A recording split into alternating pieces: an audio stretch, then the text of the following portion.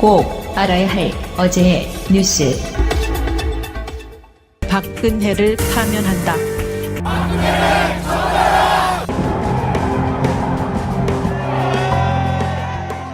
지난 1년을 기념하며 광화문 광장에 모여든 시민들은 국정농단 사태로 박근혜 전 대통령의 퇴진을 요구했던 날들을 다시 재현하고 있습니다.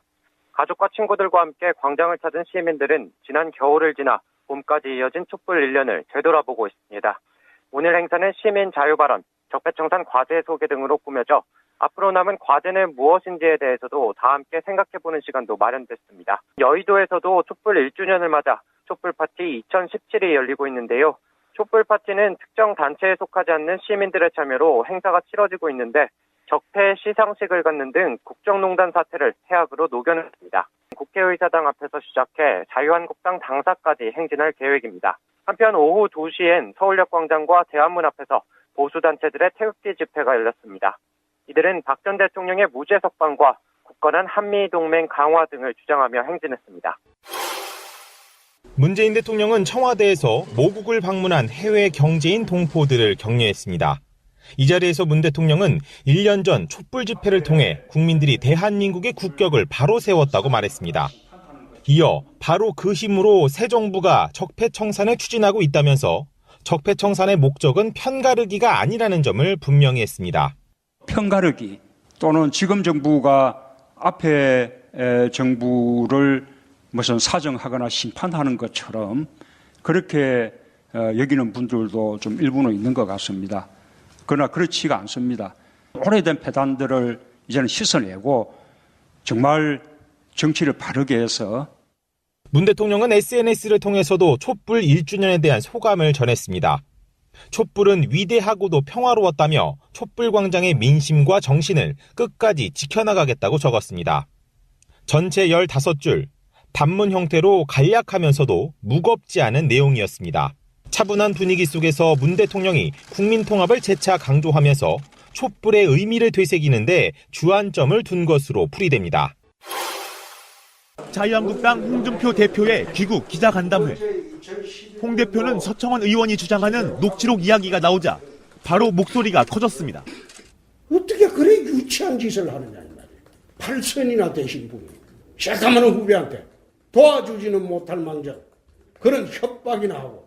본인은 서 의원에게 측근인 윤숙모 전 경남기업 부사장이 왜 자기를 역냐며 자제시켜달라는 말만 했다는 겁니다. 녹취록이 있으면 공개하라고 했습니다. 서청원 의원 측도 바로 반박 입장을 냈습니다. 홍 대표가 서 의원 측근이라고 주장하는 윤숙모 부사장이 한때 홍 대표의 언론 특보를 지냈는데 홍 대표가 불리한 사실은 언급하지 않고 있다는 주장입니다. 이른바 녹취록을 둘러싼 두 사람의 갈등은 친박계와 비박계의 갈등으로 확산되고 있습니다. 이미 친박계는 홍준표 대표에 대한 비난 발언을 이어가며 새 결집에 나서고 있고 비박계도 가만히 있지는 않겠다며 벼르고 있습니다. 갈등은 다음 주 박근혜 전 대통령의 출당을 논의할 최고위원회에서 최고조에 달할 전망입니다. 방송 중간에 좋아요를 눌러주시면 새날팀들에게 큰 힘이 됩니다. 미리 감사합니다. 소유 방송 출연자들의 평균 연령은 26세입니다. 청년들의 목소리를 들어보자는 의도로 기획된 방송입니다.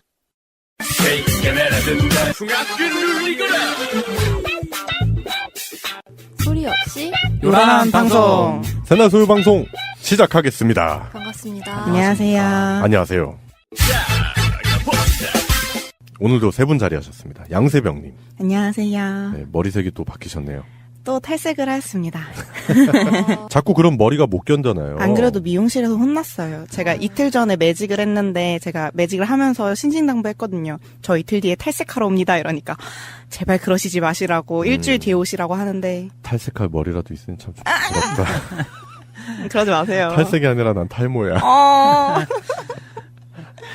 그래요. 하여튼 뭐 그래도 젊었을 때 해보지 언제 해보겠냐 뭐 이런 생각이 들어요. 잘 어울리죠? 네, 잘 어울려요. 감사합니다. 네, 잘 어울리기 때문에 말씀드리는 겁니다. 예, 송병호님 나오셨습니다. 요즘 뭐 재밌는 일 없으세요? 이번 주에 그 특허를 냈거든요. 정말요? 그래요? 생애 최초의 특허인데 우와. 어, 대학교 때 원래 특허 내면은 하나는 원래 굉장히 싸게 해줘요. 네. 대학교 때 하는 거. 근데 그래서 그때 하고 싶었는데 미루다 결국 했어요. 어쨌든 꿈을 하나 이룬 건 있네요. 아, 그래요? 야, 우리 특허 낸 사람이랑 지금 방송하고 있네. 별의별 사람들이 다 있어. 특허 낸 사람 있지, 인쇄 받는 사람 있지, 또 작가 있지, 지금 웹툰 작가 있지. 네. 예, 이 작가님 나오셨습니다. 네, 안녕하세요. 네. 요즘 재미있는 일 없으세요? 재밌는 일. 시험 기간이라서. 아, 시험 네. 기간. 이제 마지막 시험이죠? 그렇죠. 네. 네, 그래서 마지막이니까 네. 학점도 조금 듣고 하니까 시험을 좀 잘 보고 싶어서 열심히 공부하는 중이에요. 저도 막학기예요. 그래요? 저도 아니, 시험 기간. 아니, 근데 이제 이 작가님 같은 경우는 이제 졸업을 앞두고 있기 때문에. 저도 졸업을 앞두고. 진짜? 저 4학년 그렇잖아요. 2학기예요. 4학년이었어? 저 졸업 작품 했잖아요. 나 한 2학년인 줄 알고. 아, 뭐야. 기분 좋게 하려고. 좋아? 너무해. 아, 그래요. 저는 가끔 그런 생각해요. 학창시절로 돌아가고 싶다 이런 얘기 하잖아요. 아, 네. 근데 돌아가고 싶은데 딱 한 가지가 걸려서 가기가 싫거든요. 뭐죠? 그게 바로 시험입니다. 시험. 네, 시험 보는 게 너무 싫어가지고. 방송하면서 우리 패널분들이 이렇게 좋은 일 하나씩 있으면 기분이 되게 좋더라고요. 남일 같지 않고. 맞아요. 뭔가 이렇게 플러스 지향적으로 인생을 살아가고 있구나. 매번 그런 얘기 하잖아요. 청년들이 요즘 많이 힘들고 또 청년 세대들을 생각하면은 기성세대들이라든지 이제 저같이 기성세대의 반열에 올라갈 사람들이 왠지 모르는 죄의식을 많이 느끼게 되는데 그래도 우리 소요 패널분들이 이렇게 뭔가 하나씩 이루어 나가는 모습을 보면 왠지 뿌듯하고 대견하고 아빠처럼. 막 그렇습니다. 예, 그래요. 오늘 새날 소요 방송이 또 할 얘기가 많네요. 예, 새날 소요 방송 본격적으로 한번 시작해 보겠습니다. 제도로서의 민주주의가 흔들리고 구타는 일은 이제 없습니다. 민주주의가 밥이고 밥이 민주주의가 되어야 합니다. 기존에는 정식 코너로 자리 잡지 못했는데 이번 주부터 제 독단적으로 정식 코너에 넣어버렸습니다. 와. 그때 그 사건들. 좋다. 예, 네. 소요 방송이 이제 96화잖아요. 네. 네. 그래서 이제 1996년도에 있었던 충격적인 사건 3개를 뽑아서 가져와 봤는데 간첩 무섭죠. 무장공비. 나는 공산당이 싫어요. 이런 얘기도 아시잖아요. 1996년도에 그때 진짜 살벌했었던 일이 있었죠. 강릉에 무장공비 침투 사건이 있었습니다. 예비군들 소집되고 난리 났었죠. 뭐 특전사 막 투입되고 사망자도 있었고 실제로. 예, 택시 운전사가 최초 신고를 했었고 그래가지고 이제 군에서 그 해안초소에서 이제 잠수함을 확인을 했고 이제 부대들이 이제 군부대들이 막 대거 투입이 된 거예요. 그 상황이라고 하는데 군에서 이제 비상경계 상황에서 진돗개 하나까지 발령되는 아주 위기 상황이었었죠. 그래서 전군 경계력 떨어지고 당시 이제 군 생활에 있었던 이제 선배분들 저는 그 사촌 큰형님이 그때 양구에서 군 생활 하셨거든요. 실제로 이 작전에 투입이 된 거야. 그래서 그 형님이 가끔 이제 그런 얘기를 많이 해주셨어요. 어땠는지. 예, 진짜 무서웠대요. 그쵸. 왜냐면은 북한군이건 이제 우리나라 군이건 네. 특수부대는 한 명이 그 완전히 진짜 살아있는 인간 병기예요. 막 특전사도 훈련 같은 거 보면은 알 수 있는데 눈 가리고 총 쏘는데도 막 다 명중되고 그런단 말이야. 그 정도예요? 진짜 드라마처럼? 초인적인 그런 능력을 발휘한 사람들이 왔는데 그걸 이제 잡으라고 들어갔으니 얼마나 무섭겠어. 실제로 이렇게 가는데 작전 지역에 들어갔는데 다리가 안 움직인대요. 사람이 실제로. 가기가 싫더래. 풀밭 이렇게 막 있는데 막 진짜 속으로 그런 생각까지 했대요. 진짜 여기 없었으면 좋겠다. 그 현역 군인일 때 가신 거예요? 그 현역이었지. 그러면은 거의 20대 초반. 네, 21살, 22살. 얼마나 무서워. 얼마나 무서워요. 얼마나 나가서 할 일도 많은데, 여기서 죽으면 어떡해. 그래서 무장공비는 다 소탕이 됐고, 근데 안타깝게도 우리 군 병력도 많이 잃었죠. 그래가지고, 군인 11분이 이제 그때 당시 전사하셨고, 경찰 한 분도 돌아가시고, 예비군으로 투입되신 분도 한 분 돌아가셔가지고, 또 게다가 이제 민간인 피해까지도 있어가지고 49일 동안 한 2달 가까운 시간 동안 전 국민이 이제 공포에 떨게 된 거죠. 혹시라도 이 사람들이 강원도 지역에서 넘어가지고 수도권에 진입을 하면은 어마어마한 피해가 더 벌어질 수 있기 때문에 그래서 아주 긴장을 했었죠. 그때 전 국민적으로 아주 무서운 사건이었습니다. 네. 그래서 결국에는 한 명 생포됐어요. 이광수 씨 생포돼가지고 그때도 뭐 충격적인 증언, 뭐 북한에서는 전쟁을 준비하고 있다.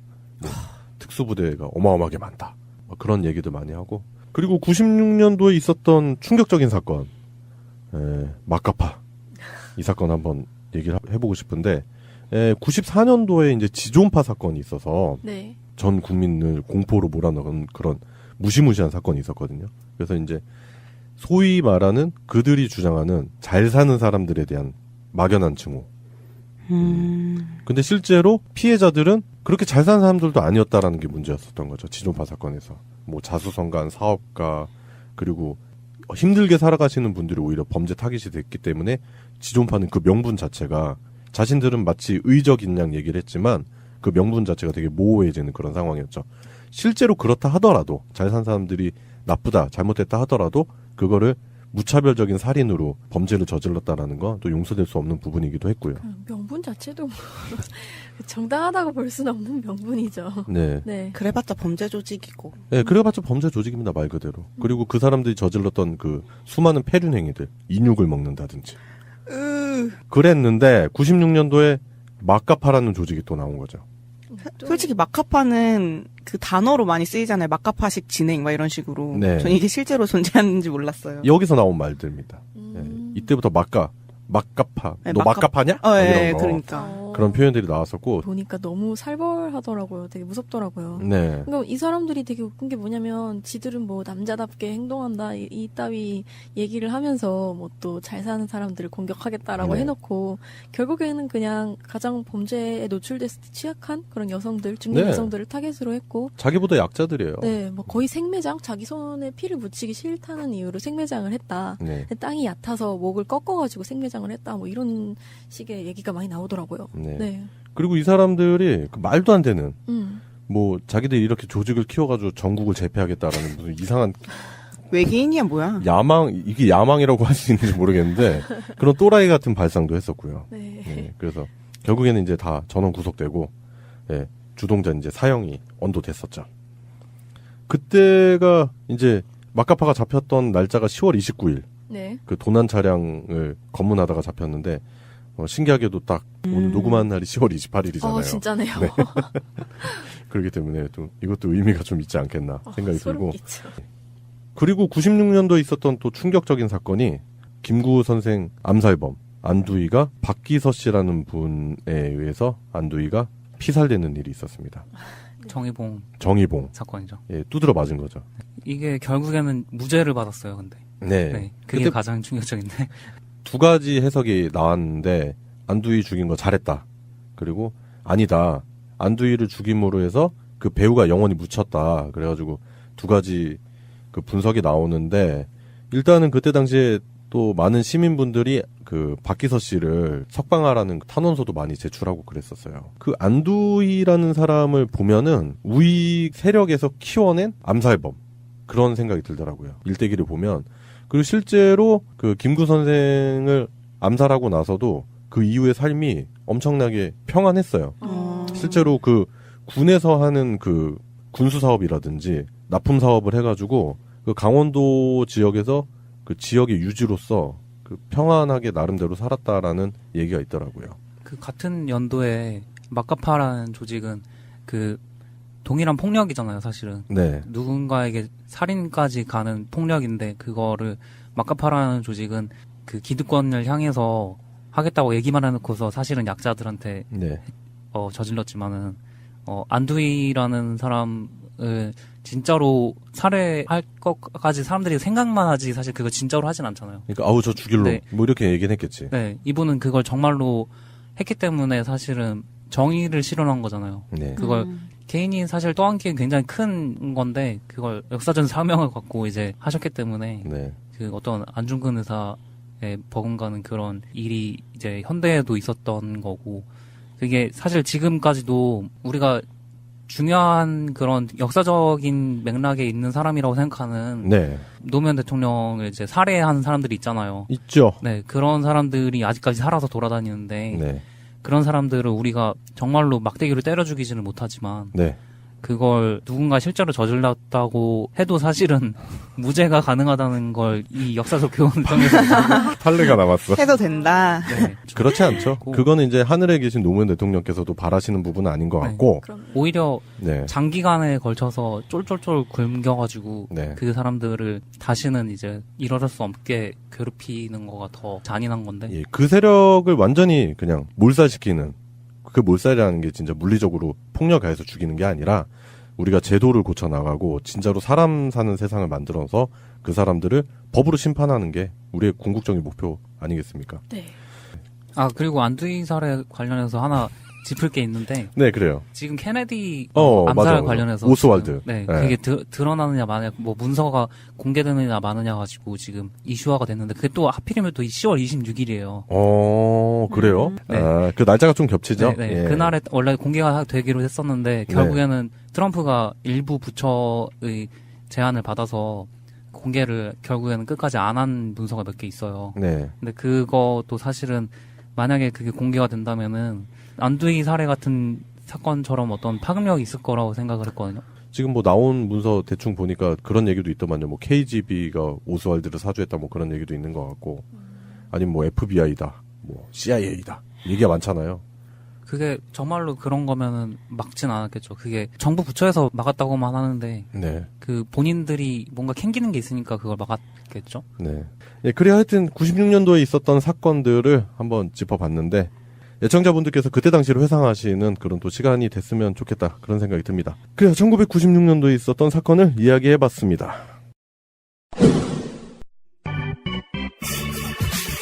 오늘의 이슈. 예, 오늘의 이슈입니다. 오늘의 이슈 첫 번째는요, 제1야당의 대표죠. 홍준표 씨 이야기를 해볼 건데요. 홍준표 씨가 입버릇처럼 전 세계적으로 문재인 대통령을 가리켜서 문재인 패싱이 있다 막 이러면서 주장을 했었잖아요. 근데 최근의 행보를 보면 국내외적으로 홍준표 패싱이 일어나고 있는 게 아닌가. 유행처럼. 그런 분석을 해볼 수 있습니다. 기사가 안 나와. 일단은 미국에 가서 이분이 색깔론을 설파를 했어요. 네. 그리고 다시 전술핵을 배치해달라고 하다가 망신을 당했다고 합니다. 그래도 때를 쓰다가 전술핵 배치를 안 해주면 네. 스스로 핵무장을 하겠다 뭐 이런 예. 소리를 했다가 저건 뭐지? 약간 이런 대응을 받은 건데. 그리고 지금 홍준표 대표가 지금 한참 국감 시즌인데 굳이 미국에 가가지고. 네. 그리고 지난번에 이철우를 위시한 자유한국당 의원들이 미국에 가서 떼쓰다가 무한당한 거 같잖아요. 근데 왜 또 가냐고. 본인은 다를 거라고 생각했나 보죠? 난 대표야 이러면서. 그런데 일단은 또 가가지고 전술핵제 배치를 요구를 했다가 이제 그 송병호님이 지난번에 한번 또 정밀하게 분석을 했잖아요. 미국에서는 전술적으로 이건 아니다라고 하기 때문에 안 하는 거잖아요. 미국 애들이 지들이 필요하면 우리나라가 반대를 해도 할 놈들인데 안 하잖아요. 그런데 이제 또 해달라고. 방금 이 작가님 말씀하신 대로 안 해주면은 그 자체적으로 하겠다라고 했다가 미국에서 야, 너 지금 해보자는 거야? 아니 그게 아니고. 그건 아니고. 막 이러면서 또 꼬리를 내리고 와서 야당 대표로서 가지고 있는 그런 국제적인 위상이 있을 거잖아요. 물론 이 사람은 없지만 그렇다 하더라도 대한민국 야당 대표잖아요. 그럼 대표답게 처신을 잘해야 되는데 국가적 망신을 아주 그냥 널리 알리고 왔습니다. 그 약간 박정희의 정신을 계승했다고 스스로 얘기하잖아요. 날짜도 근데, 묘하게 좀 겹친다? 네. 박정희의 정신을 정말로 계승한 것 같아요. 네. 왜냐면 박정희가 그랬잖아요. 스스로 완전 미국한테 밑보여가지고 네. 미국이 결국엔 개입할 수밖에 없게 만들었잖아요. 그렇죠. 네. 그런 걸 똑같이 반복해서 그때랑 지금이랑 너무 다른 게 박정희 때는 우리가 원조를 받는 국가였기 때문에 우리가 그렇게 해도 결국에는 미국이 원조를 끊을까봐 두려워서 그게 결국에는 미국의 개입을 받아들일 수밖에 없는 입장이었는데 지금은 그렇죠. 우리가 원조를 받는 입장이 아니잖아요. 근데 당시 군부 세력의 지지 기반 중에 하나가 미국 원조였잖아요. 네. 네. 지금 상황에서 그런 짓을 해봐야 뭐 우리한테 이득이 뭐가 있는지 모르겠고. 그렇죠. 약간 저는 근데 이거 보고 그 있잖아요. 야인시대 나오는 있잖아요. 김두한이 4달러. 이게 너무 많이 떠올라서. 아, 그 4달러. 그 완전 걔 억지 부리는 거 있잖아요. 역사적인 영상이에요, 4달러는. 4달러. 이거 있잖아요. 아유, 최근에 제가 그 옛날 동영상 이렇게 돌려보는 거 좋아하는데, 제가 지지난주인가 궁예 봤었다 그랬잖아요. 아, 그러고 네. 나다가 뭐 김영철 씨 연관돼가지고 이렇게 나오잖아요. 근데 4달러 영상이 전 그때 당시에 아인 시대를 그렇게 재밌게 본 사람은 아니라서 이게 도대체 뭔가 하고 봤는데 아 진짜 그런 쌩 억지가 없더만. 1달러는 너무 적소. 4달러쯤 합시다. 4달러? 4달러. 1급 4달러로 합시다. 어떻게 1달러 임금을 4배나 올린단 말이오? 1.5달러 합시다. 4달러. $2. That's double. 4달러. $2.50. 4달러. Can't believe this is ridiculous. $3. 이봐, 김두한. 3배야. 3배까지 올라갔어. 이건 말도 안 되는 인상이야. 4달러. Hell with this. All right. $4. 오케이, 땡큐. 오케이, 4달러.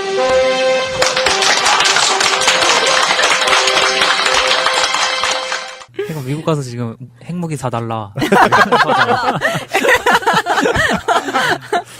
하여튼 홍준표 대표가 거기 나오는 진짜 이 얘기를 해야 되나 싶은데 이게 통할 거라고 생각하는 그러니까. 것도 참 지금 이런 걸 할 수 있는 깡도 참 대단한데. 네. 하여튼 그래서 이제 미국까지 가가지고 이런 식으로 했고 또 이제 그 전술핵 재배치 청원 관련한 백악관 서명 운동이 벌어졌는데 일주일 사이에 무려 300명이 서명을 무려. 하시는 그 초라한 결과를 지금 제 내놓은 페이스북 상태예요. 친구가 400명인데. 네.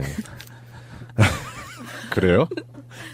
그것도 아닌데. 네. 그래서 이제 청원 숫자가 300명밖에 안 되니까 한국당의 입장을 물어본 거죠. 자유당 당신네들 어떻게 생각하느냐라고 하니까 이제 관계자들이 우리는 모른다.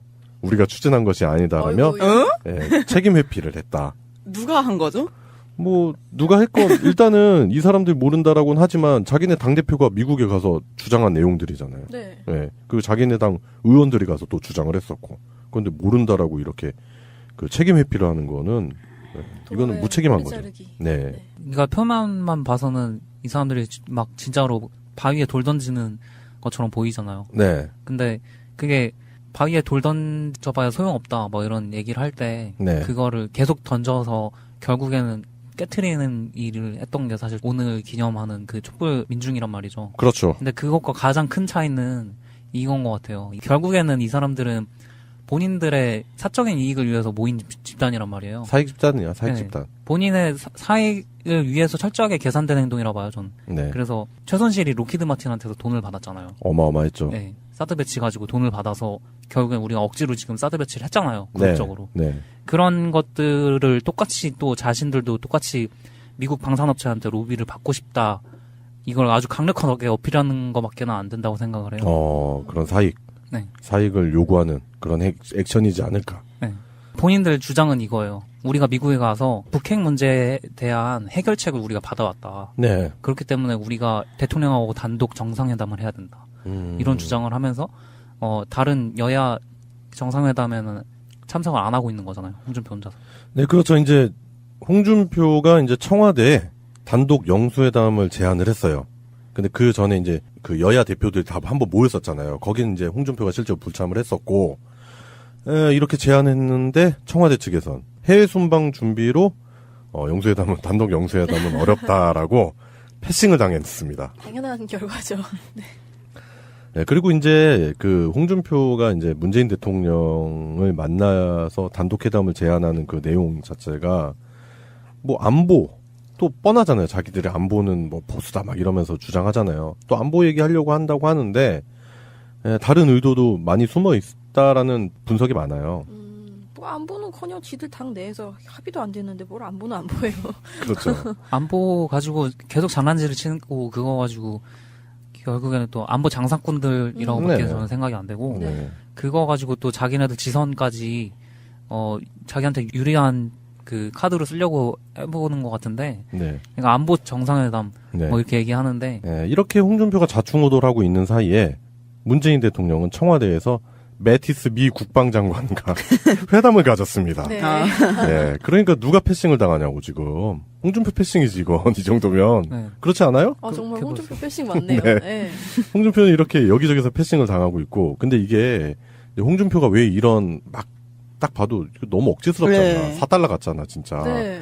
왜 이러는지 딱 보면은 홍준표 지금 최대 위기입니다. 어떻게든 어그로라도 끌어서 지금 존재감을 어필해야 되는 시기인가요? 예, 그러면? 우리가 지난주 방송에서 자유한국당 개싸움 얘기를 했었잖아요. 지금 그래서 서청원이 홍준표가 자신에게 수사 청탁을 했었다라는 그런 녹취록이 있다. 그리고 재밌네. 이용주 국민의당 의원이 자기도 그렇게 알고 있다. 증거가 있다. 뭐 이런 식으로 얘기를 해놓은 상태이기 때문에 홍준표는 지금 정치적으로 어마어마한 위기 상황이에요. 매장당할 위기에 처해 있네요. 매장뿐만이 아니고 잘못하면은 그 성완종 리스트 관련한 사건도 그 재판에도 엮이나요? 영향을 줄 수 있는 지금 그런 사건이기 때문에 홍준표는 진짜 정치적 위기예요. 아, 진짜 뭐라도 해야 되는구나, 지금. 이해가 되네요. 왜 그러고 다니는지. 또 물타기의 달인이잖아. 그럼요. 뻔뻔함의 달인. 예. 그리고 실제로 출국하는 날 그 서청원 관련한 그 얘기를 기자가 물었을 때 고개를 싹 돌리면서 외면하는 모습이 또 카메라에 잡혔죠. 그러니까 지금 안보를 계속 팔아먹고 있는 이유가 네. 결국엔 그걸로 자신을 자기 사적인 그렇죠. 이익을 위해서 자기 지키려고 하는 거고 당을 쓰는 거네요. 그리고 자유한국당 내부에서 그 안보나 뭐 이런 식으로 보여주면서 자기가 잘하고 있다라는 그런 모양새를 보여주는데 제가 봤을 땐 이미 물 건너간 것 같아요. 예, 지금. 그런 것 같아요. 성완종 리스트까지 나오는 거 시간 문제 아닐까 싶은데요. 네. 그리고 이제 정확하게 다시 수사가 들어가고 또 서청원이 무언가를 폭로한다고 했거든요. 귀국하면. 그리고 서청원도 좀 있으면 이제 그 해외 순방 마치고 이제 돌아올 건데 그때 되면 또 어떤 양상의 개싸움이 벌어질지도 관전 포인트가 아닐까 싶습니다. 네. 네, 원래 족밥들 싸움이 재밌어요. 네, 그래요. 뭐 대통령이 해외 정상들 사이에서 패싱을 당한다고 말도 안 되는 주장을 했었던 사람, 야당 대표 홍준표. 결국 패싱의 주체는 자신이었다. 여기저기 돌아다니면서 증명을 하고 있는 그런 모습인 것 같습니다. 예, 오늘의 첫 번째 이슈, 홍준표 패싱이었습니다. 새가 날아든다는 여러분들의 하트를 먹고 삽니다. 잊지 않으셨죠? 에피소드 제목을 누르고 플레이가 되면 오른쪽 위에 하트를 꼭 눌러주세요. 오늘도 감사합니다. 더 많은 분들이 들을 수 있도록 하트 꼭 눌러주세요. 예, 오늘의 이슈 두 번째입니다. 오늘의 이슈 두 번째는 또 보이콧을 했죠? 예, 자유한국당 보이콧 이야기를 해보겠습니다. 근데 저는 보이콧이라는 단어가 정말 마음에 안 들어요. 저도요. 이거에 보이콧이라고 단어를 붙여줄 수 있는 건지 모르겠어요. 너무 귀여운 단어 아닌가요? 뭐라고 해줘야 되지? 이건 꼬장이에요, 꼬장. 꼬장. 네, 개꼬장. 막가파. 예.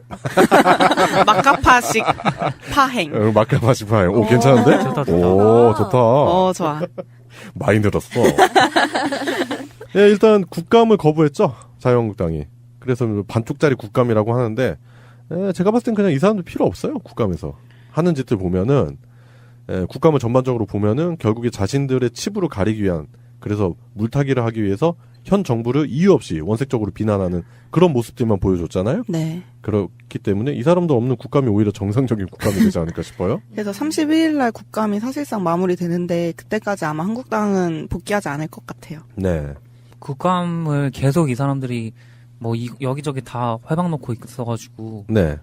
여러 가지가 있지만은 가장 중요한 게 지금 언론 개혁 관련해서 박문진 있잖아요. 방송문화진흥. 네. 거기가 이제 MBC의 사장단이기 때문에 네. 거기를 국감에서 제대로 다뤄줘야지 이게 해결이 빨리 지어지고 MBC 무한도전 빨리 시작할 텐데. 아, 진짜 제일 중요해요. 송병호님 말씀 중에 끼어들어서 그런데 네, 깜짝 놀랐어요. 예전에 MBC 하면 드라마의 왕국 MBC랬거든요. 네. 그 다시 재현되고 있어. 하루 왼종일 드라마만 해. 재방송? 재방송 그리고 드라마 새로 시작한 것도 한 몇 편씩 그냥 때려버려요. 진짜. 그래서 우리 와이프는 신났어.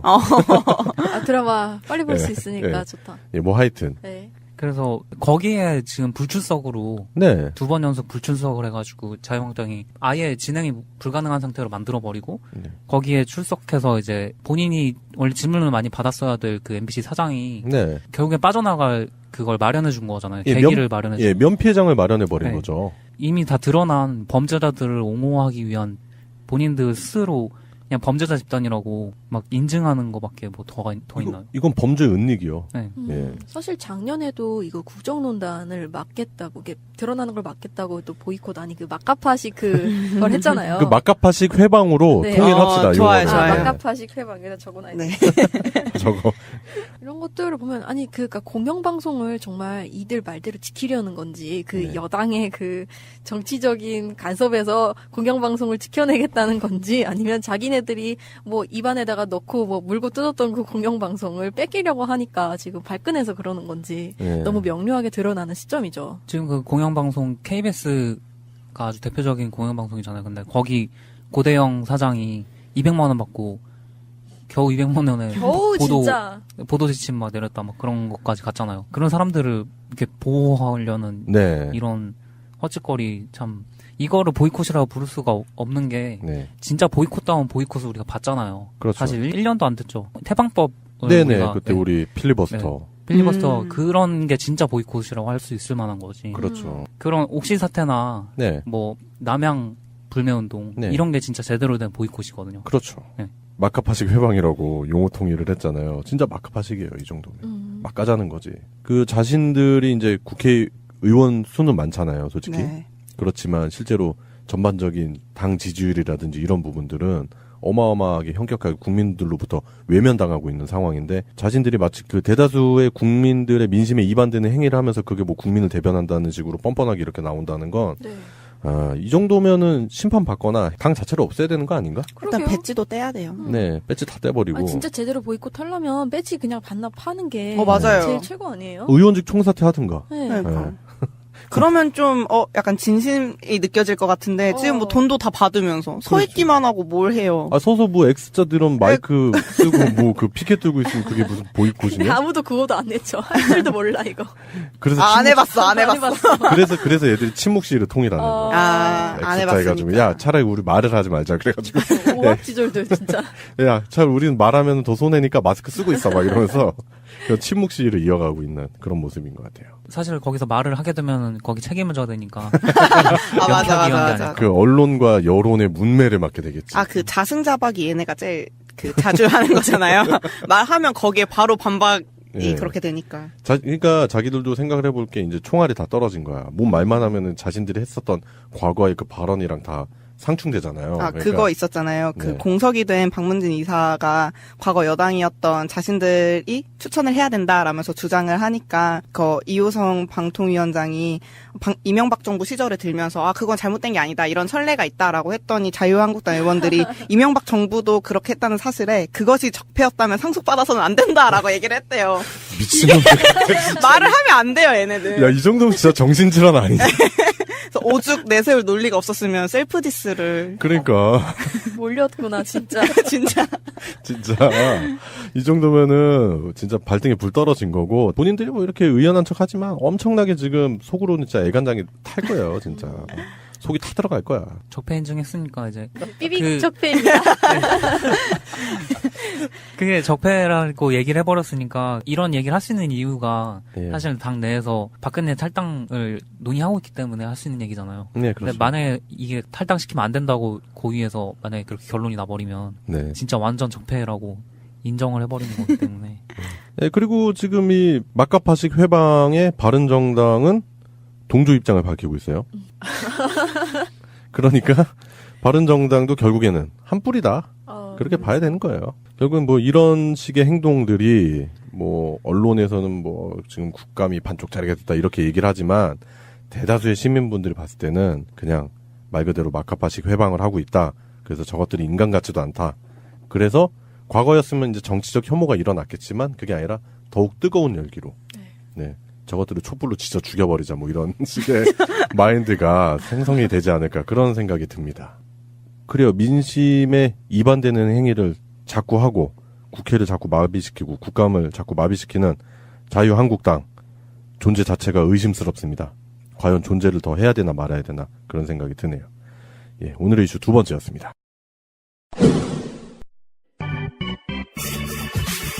금주의 시사.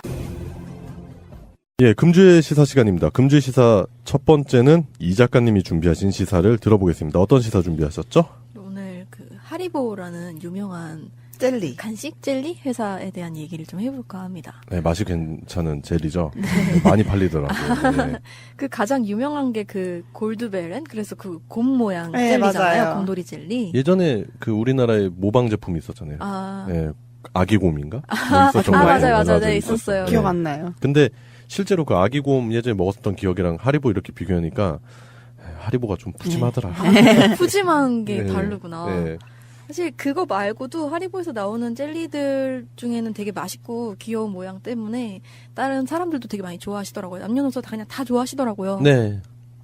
근데 이런 하리보 젤리에 광택을 내고 또 질감을 조정하는 원료 중에 하나가 카나바 왁스라고 해요. 근데 이 카나바 왁스가 브라질의 플랜테이션 농장에서 이제 생산이 돼가지고 수출이 되는데 네. 이게 아동 노동 착취를 통해서 채취되고 생산되어서 수입되고 있다는 사실이 한 방송을 통해 제기가 됐습니다. 아, 그래요? 네. 그게 독일의 공영방송이더라고요. 그 ARD라는 방송사에서 네. 마르켄체크라는 그 르보 프로그램이 있어요. 거기서 이렇게 매주 이렇게 그런 거를 방송을 하나 봐요. 네. 근데 그 중에 하나가 이 하리보였던 거예요. 그래서 하리보에 대해서 3가지 꼭지를 들어서 문제를 비판했는데 그 한 가지는 이제 하리보의 설탕 함유량 문제 그리고 다른 비슷한 형태의 젤리와 견주어 비교했을 때 별로 큰 차이가 없다. 사실은 이름값이다. 네. 플라시보다. 네. 맛있게 느껴진 건 더 맛있게 느껴졌었는데. 네, 맛있게 느껴진 건 그죠? 플라시보였다. 되게 신기한 거예요. 거기 그 실험을 하거든요. 봉지를 딱 바꿔 껴가지고 네. 먹어보라고 시키는 거예요. 그러면 하리보 봉지에 들어있는 다른 젤리를 먹고 보고 역시 하리보 맛있어. 약간 이렇게 나오는 장면이 나와요. 그러니까 입맛이 정직하다라는 건 개소리입니다. 맞아요. 증명이 됐네요. 그럼 저처럼 하리보에 대해서 아예 모르는 사람은 그걸 그렇게 실험을 해도 그렇죠. 모르겠네요. 그렇죠. 오히려 그 객관적인 데이터가 수집될 수 있는 거죠. 맛이 그런데 그게 송병호님은 냉정하기로 소문 나신 분이잖아요. 그런가요? 그리고 두 번째가 그 원료 중 하나인 젤라틴을 얻는 돼지 농장이 네. 굉장히 비위생적이고 좀 비윤리적으로 운영되고 있다. 아, 네. 그 젤라틴 이제 돈피에서 많이 추출하니까요. 네. 그 돼지들이 그냥 뭐 아기 돼지가 이렇게 죽어 있는 상태로 방치되거나 막 상처가 이렇게 고름이 생기고 막 그 시설에서는 물도 나오지 않고 동물학대네요. 네, 구더기 같은 게 막 들끓고 이러는 영상이 찍혀 있더라고요. 어우. 네. 그리고 마지막으로 나눴던 것이 바로 이 아동 노동 착취 문제였거든요. 네. 네, 아무튼 그중 오늘 다룰 것은 우리나라에서도까지도 신문 기사로 많이 언급이 되었던 이 아동 노동 문제에 대해서 얘기를 해볼 거예요. 아, 진짜 아동 노동 문제가 심각해요. 전 세계적으로. 네, 그 방송 얘기를 조금 더 자세히 드리자면요. 그 카나바 왁스 농장에서 일하는 그 어른 노동자들도 열악한 노동 환경에 노출이 되어 있었어요. 낮은 네. 임금이나 뭐 노동의 높은 위험도 같은 건 거의 기본값이고 방송에서 굉장히 상세하게 짚어줬던 거는 노동 환경, 휴식 환경 같은 그런 환경 문제였는데 트럭이나 허름한 집에서 이렇게 집단으로 머물게 해요. 그러면 해먹 몇 개 걸어놓고 거기서 자게 하거나 아니면 방이라고 들어가는데 그냥 텅 비어 있는 거예요. 가구나 침대 같은 건 하나도 없어요. 그냥 말 그대로 방이네요. 네, 그리고 화장실은 벽도 없고 문도 없고 그냥 뻥 뚫려 있는 그냥 딱 변기 하나 있는 그런 느낌. 이런 수용소 느낌으로. 같아. 네.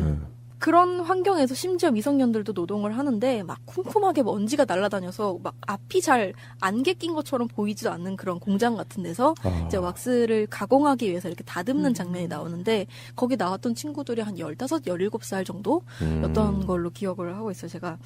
그래서 하리보의 이 이야기를 하니까 기업의 대변인은 몰랐었다. 이제부터 공급처에 대한 모든 감사를 하도록 하겠고 이 감사 결과와 과정을 다 이 공식 홈페이지에 공개하겠다라고 얘기를 했어요. 근데 그러니까 우리나라나 세계 기업이나 꼭 이런 일이 생기면 몰랐었다야. 그러니까요. 제가 그 젤리를 제가 어릴 때도 먹어왔던 기억이 있고. 그래, 그게 역사가 굉장히 오래됐는데. 한두 해 만에 나온 제품도 아니고, 네. 지금 뭐 몇십 년 동안 사람들한테 사랑받는 제품인데. 한 번도 감사를 안 했다는 거네요, 여태까지. 그러니까 그게 어떻게 만들어지는지 자기들은 모른다라고 얘기하는 게 그게 그 납득이 됩니까? 신뢰가. 네, 알았겠죠. 사실은 저는 알았다고 생각을 해요. 이 프로그램 한 해만으로도 이렇게 알 수 있는 사실들이 많은데. 그럼요. 이거를 몇십 년간 만들어 오면서 그것도 같은 거래처인데 자기 일인데 몰랐었다라는 것도 좀 말이 안 되더라고요. 웃기는 거죠. 네. 그래서 약간 이 프로그램에서는 결말을 그렇게 짓더라고요. 그래서 이거는 하리보 그 공급처에 대해서 하리보가 자체적인 제재를 가한다거나 뭐 공급처를 바꾼다거나 해도 해결될 수가 없는 문제다. 결국 하리보 젤리를 만들고 먹는 과정만큼의 죄책감은 덜 수 있겠지만 그냥 그런 문제들, 아동노동 문제들 같은 건 계속 해결되지 않고 지속이 될 거다라고 얘기하면서 그 독일 당국의 그런 노력을 촉구하더라고요. 사실 여기서 말하는 그 아동노동이라는 게 예전에 막 고대에도 뭐 농경 시대에도 가사를 참여하는 그런 정도의 노동 참여를 말하는 건 아니고요. 그러니까 아동이 가정 밖으로 나가서 부모가 아닌 다른 성인과 계약을 맺고 이제 일하는 걸 아동 노동이라고 한다고 합니다.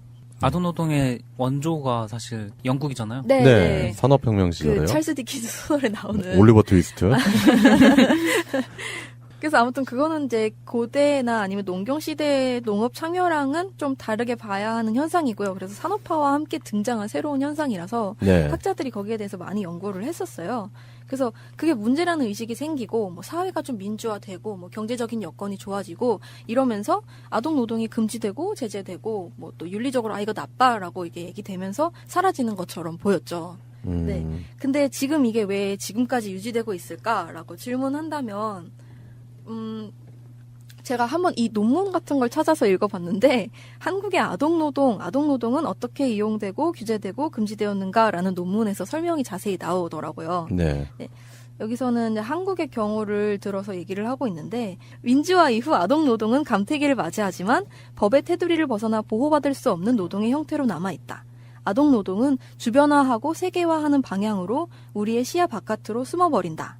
이게 아동 노동이 학교가 아닌 공장으로 나갈 수밖에 없었던 근원적인 이유인 아동기의 경제적 결핍 문제가 사회에서 사라지지 않고 있기 때문이다라고 얘기를 하거든요.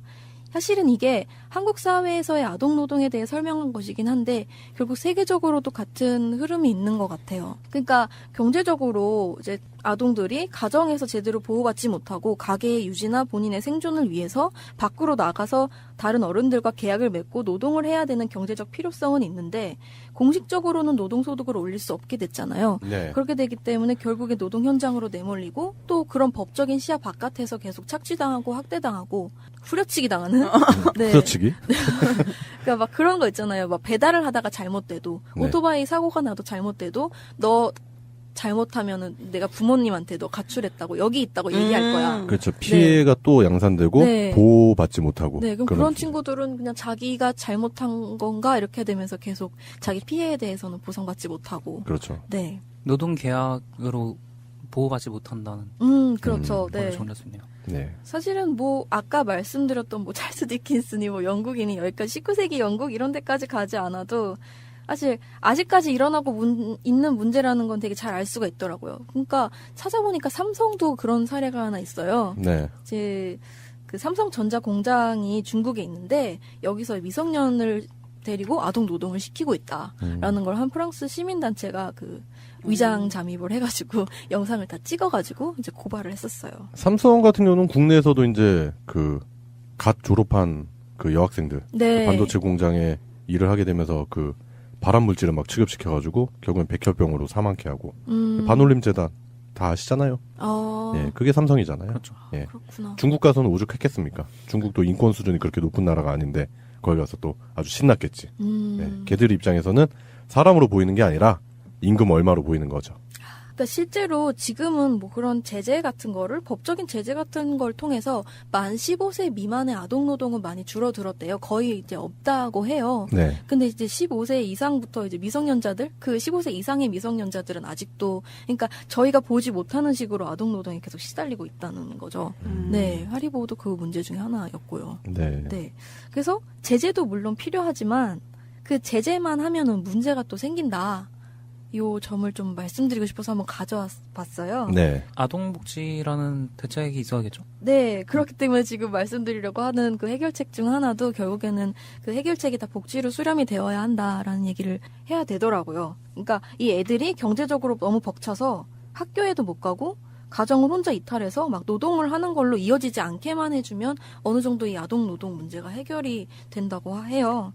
그래서 그 사회 지원책 그게 최우선 되어야 한다. 네. 가정에 대한 지원금이나 아니면 아동에 대한 지원금 같은 게 있어야 된다. 그러니까 이 하리보 사건도 그렇고 삼성의 아까 그 중국 사건도 그렇고 보면 자국에서는 못할 짓이죠. 네. 자국에 있는 기준으로 못할 짓인데 그쪽 현지에 가면 충분히 할 수 있는 거야. 특히 맞아요. 개발도상국이나 낙후된 국가에 가면은 그리고 그쪽에서 알아서 그렇게 또 해주기도 하고. 네. 네, 저도 사실 이거 보면서 약간 의문이 들었긴 한 게, 그 하리보가 그런 공급처를 계속 바꾼다 한들, 그냥 그거는 공급처를 바꾸는 것이지, 네. 사실 그 나라와 나라 간의 가불관계가 바뀌는 건 아니잖아요. 거의 네네. 유럽의 식민지처럼 지금도 계속 소비되고 있는 나라들이니까요. 네. 네. 그래서 이게. 근데 그 미성년자들이 사실 그 돈을 벌고 싶어 하는 미성년자들이 굉장히 많잖아요. 근데 그거를 복지에서 그냥 뭐 좀 가정 형편이 어려운 걸 다 서류로 증명한 다음에 돈을 얼마씩 지급해주고 뭔가 이런 방법 말고 차라리 일을 할 수 있는 나이대를 낮추고 미성년자 노동자들의 법 같은 걸 네. 좀 만들어지고 그런 게 저는 좀 더 현실적으로 더 괜찮지 않을까. 왜냐면은 솔직히 고등학생들 중에 아르바이트 하는 고등학생들 굉장히 많잖아요. 네. 사실상 법으로는 안 되지만. 네. 그래서 그런 것들이 좀 고려가 되면 좋을 것 같아요. 일단 하리보 사태나 이런 걸 비춰봤을 때 이제 이거 글로벌 문제거든요. 네. 전 세계적으로 아동 노동, 그러니까 노동 현장으로 내몰리는 아이들이 엄청 많다라는 그 얘기를 할 수 있는 거고, 뭐 국내에서도 그러니까 현장으로 들어가 보면 많이 줄기는 했지만, 그리고 연령대가 많이 높아지긴 했지만, 실제로 그 청소년들이 노동 현장에서 그 픽팝받거나 네, 그게 어차피 보호받지 못하는 거. 법 안에 있어야지 보호받는데 법을 벗어나서 가니까 이제 더 안 좋게 대우를 받는 거잖아요. 외국인 뭐 불법 체류자 노동자들처럼. 네. 그런 부분들이 좀 개선이 됐으면 좋겠어요. 좀 아이러니한 부분이 있는데요. 같은 독일에서 벌어지는 일인데 네. 그 아디다스 있잖아요. 아, 네. 그 아디다스가 뭐 아동 착취로 아프리카 막 애들 가지고 막 그 공장에서 있었어요? 돌려가지고 만든다고 그런 얘기가 있었잖아요. 네. 근데 그거를 원래 독일에서 이번에 해결을 했어요. 공장 전체가 겨우 10명 정도 되는 사람 가지고 돌아가는 전체 자동화된 공장을 만들어서 네. 거기에 고객이 주문을 인터넷으로 하면은 그거에 맞춰가지고 맞춤 제작까지 되는데 인력이 거의 필요 없는 그런 공장을 만들었어요. 스마트 팩토리이죠.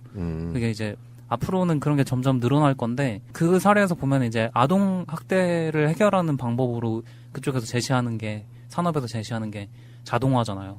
근데 당장 그러면- 돈이 필요한 그러면은- 아이들은. 그러니까 아이들은 그런데 그거는 또 근본적인 대책은 되지 네. 않잖아. 길바닥으로 나앉지 않을까요? 근데 그러니까 이거는 크게 보면 사실 공급처를 바꾸는 것 정도의 양식인 거죠. 네. 네. 그러니까 산업한테 그거를 알아서 해결해봐라 그러면 결국에는 그런 식으로밖에 해결 못하는 거예요. 결국에는 그 아동이 결국엔 일자리를 잃는 걸로 해결이 되는 것처럼 그렇죠. 결국에는 다른 그 일반적인 성인들도 결국엔 그 아동 입장이 결국엔 될 거라는 얘기고 그게 생각보다 빠르다는 거. 네. 네, 그거 때문에 이제 뭐 저도 이따가 또 똑같은 비슷한 맥락에 또 얘기를 할 거지만 그렇습니다. 그래요. 글로벌 기업들이 그 자국에서는 하지 못하는 그런 일들을 개발도상국이라든지 낙후된 국가의 아동들, 그 아동들의 노동 현장으로 몰려있는 아동들에게 하는 그런 착취, 그런 문제점을 꼬집어본 시사 같네요. 네. 네. 그래서 사람들이 이런 부도덕한 하리보를 먹으면 안 된다라고 하는 게 보이콧이다. 아. 네, 그렇죠. 그런 거죠. 지금 그러네요. 자유한국당 적폐 집단이 하는 거는 보이콧이 아니다. 또 그런 결론도 같이 한번 내볼 수 있는 것 같네요. 예, 그래요. 이 작가님이 준비하신 시사 하리보의 아동 노동 착취 그 얘기를 해봤습니다. 대한민국 완전한 대한민국 문재인과 손잡고 다시 하나 되는 우리 대한민국. 끊지 마세요. 끊지 마세요. 금주의 시사 두 번째입니다. 금주의 시사 두 번째는 송병호 님이 준비하신 시사인데요. 어떤 시사 준비하시죠? 이번 시사 주제는요. 네. 푸푸푸입니다. 푸푸푸. 푸푸푸? 네. 프로그램을 프로그램 하는 프로그램. 뭐 이거 잠깐 링컨 대통령의 명연설 For the people, by the people, over the people 뭐 그런 개념 같은데? 아, 그런 거면 참 좋겠지만 네. 오히려 그거에 정반대되는 얘기죠. 그래요? 뭐 하여튼 맥락은 좀 비슷한 것 같아. 네. 뭐 이렇게. 예. 네. 이번에 구글에서 네. 아주 충격적인 발표를 했어요. 구글에서요? 네. 네. 구글이 알파고 같은 인공지능을 계속해서 개발을 하고 있잖아요. AI. 네. 구글 내에서는 사실 인공지능을 회사 내 최우선 프로젝트로 선정을 하는 그런 식의 이제 기조를 보이고 있어요. 근데 거기에 맞춰서 이번에 나온 게 오토 ML이라는 기술을 발표를 했어요. 네. 그게 이제 올해 초쯤에 발표를 해서 계속해서 그게 키워져 온 프로젝트인데 네. 이게 이번에 드디어 이 오토 ML이라는 게 프로그래머를 대체할 수 있을 만한 프로그램이 됐습니다. 네. 이때까지는 프로그램 코딩하는 거가 뭔가 약간 신성시되면서 그런 게 기술에 대해서 이해하고 있는 인간들만 할 수 있다. 그래서 굉장히 고급 인력이다. 그런 이제 풍토가 있었는데 네. 그게 이제 처음 이제 무너지는 걸 이제 목격을 할 수 있는 것 같아요. 그럼 저 같은 무지랭이 시골 촌부들 다 같이 프로그램. 하여튼 예. 사실은 구글도 인공지능을 최우선으로 한다지만은 인공지능 전문가는 항상 인력이 부족한 분야예요. 네. 그래서 구글 내에도 인공지능 전문가가 부족한데 그걸 메우기 위해서 인공지능한테 인공지능을 만들어 보도록 하는 프로젝트를 계속 진행을 했었는데 네. 그게 이제 일부 부분에서 그렇게 만들어진 인공지능 프로그램이 인간보다 더 뛰어난 프로그램을 만든다. 근데 이거 어디서 많이 본 시나리오인데? 영화에서. 터미네이터. 따당 네. 따당. 그 결국엔 이제 컴퓨터가 인간 너네 필요 없어. 우리가 다 알아서 할 거야 해가지고 프로그램 만들어서 그 프로그램을 계속 업그레이드 시키면서 그리고 이제 헌터들을 만들어서 터미네이터 사냥꾼들을 만들어서 인간을 죽인다는 내용이잖아요. 네. 뭐 그런 걸로도 볼 수 있는데 네. 아직 그렇게까지 막 자율적으로 생각하는 인공지능은 아니기 때문에 네. 어쨌든 인간이 어느 정도 정해준 틀 안에서 노는 건 있어요. 네. 그래서 그 정도는 아니지만은 스스로 프로그래밍을 할 수 있을 정도로 인공지능이 굉장히 발전했다는 거. 그러네요, 진짜. 네. 터미네이터까지는 아니더라도 네. 그것보다는 조금 더 낫겠지만은 그런 게 가능은 할 수도 있다. 네, 그런 어떤 위기의식도 느껴지고. 네. 그런 거죠. 저는 그 미국의 이제 보스턴 다이내믹스사 사이보그 만드는 기술 있잖아요. 로봇 만드는 기술에 이런 기술력이 더해지면은 조만간 그 AI를 가진 그 로봇들이 많이 나오지 않을까 그런 생각도 해봐요. 네, 그런 게 나올 거죠, 언젠간. 네. 네, 저희가 죽기 전에 나올 거예요. 맞아. 그리고 이번에 알파고 제로 얘기도 잠깐 해볼 수 있는 게, 네. 알파고 제로라는 게 이제 알파고의 다음 버전인 건데, 구글에서 발표한 알파고 제로가 전 세계 유명한 그 톱에 있는 그런 바둑의 톱에 있는 사람들을 바둑 기사들을 네. 그냥 다 네. 짓이겨 놓고 다니지. 네, 짓이겨 놓은 그 알파고를 네. 100점 100승할 수 있는 새로운 인공지능이 나타난 거예요. 우와. 알파고를 이기는 알파고네요. 네. 근데 이 알파고 제로라는 거는 기존 알파고랑 차이점이 뭐냐면은 기존 알파고는 인간이 뒀던 기보를 엄청나게 입력을 먼저 시켜놔서 그걸 가지고 학습을 한 다음에 본인이 가상 대결을 통해서 그걸 학습을 더 하는 방향이에요. 네. 근데 알파고 제로는 아예 그냥 백지로 시작하는 거예요.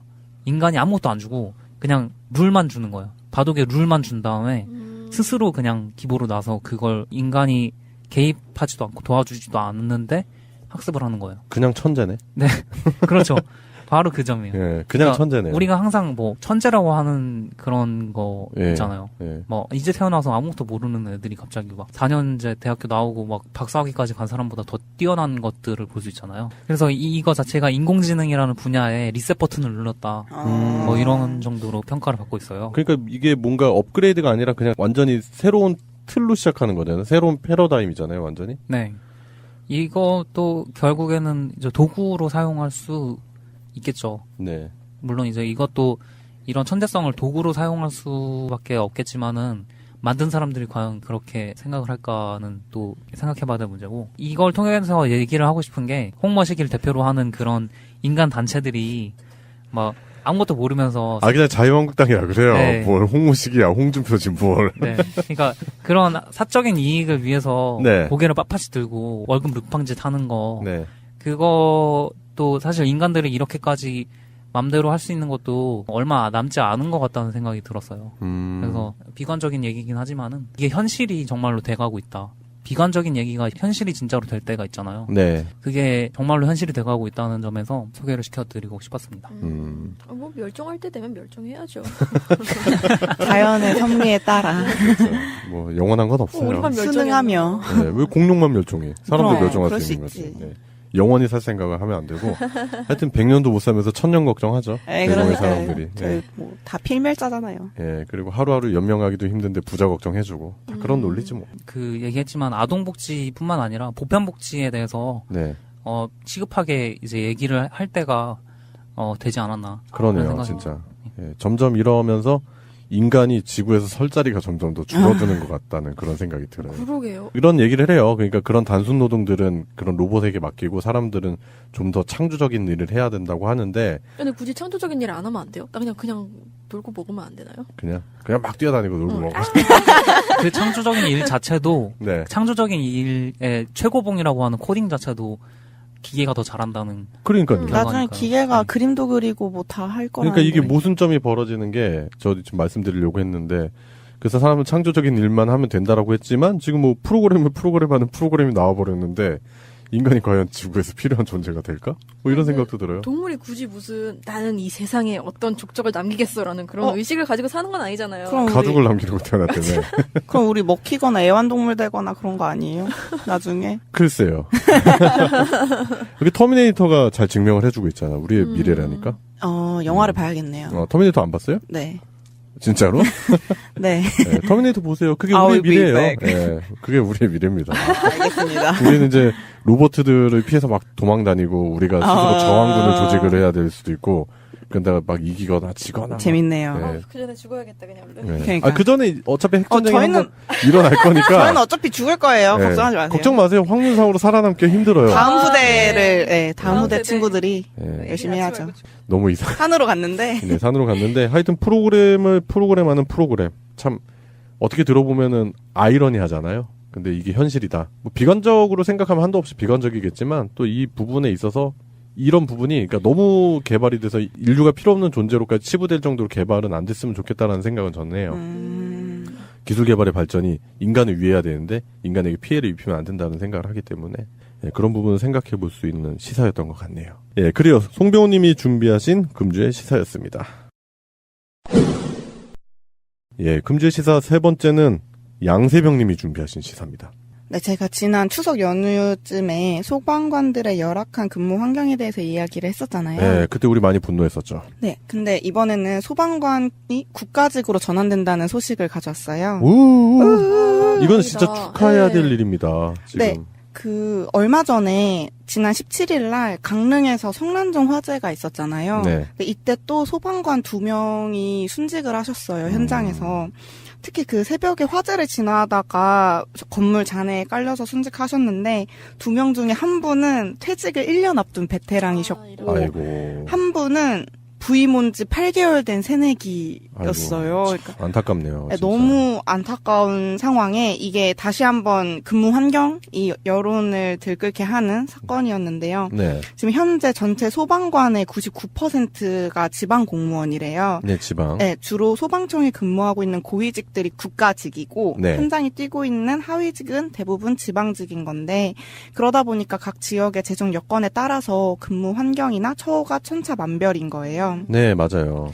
네, 실제로 기본적인 현장 인력조차 터무니없이 부족해서 애를 먹고 있고 특히 요즘에는 소방 업무 성격이 화재 예방, 진압, 불났을 때 119 이런 것보다는 재난 구조, 구급 이런 쪽에 더 확대가 돼 있잖아요. 네. 네, 특히 행정안전부 장관이 말하기를 119 출동 건수가 370만 건에 달했는데 그중 화재가 1.1%밖에 되지 않는데요.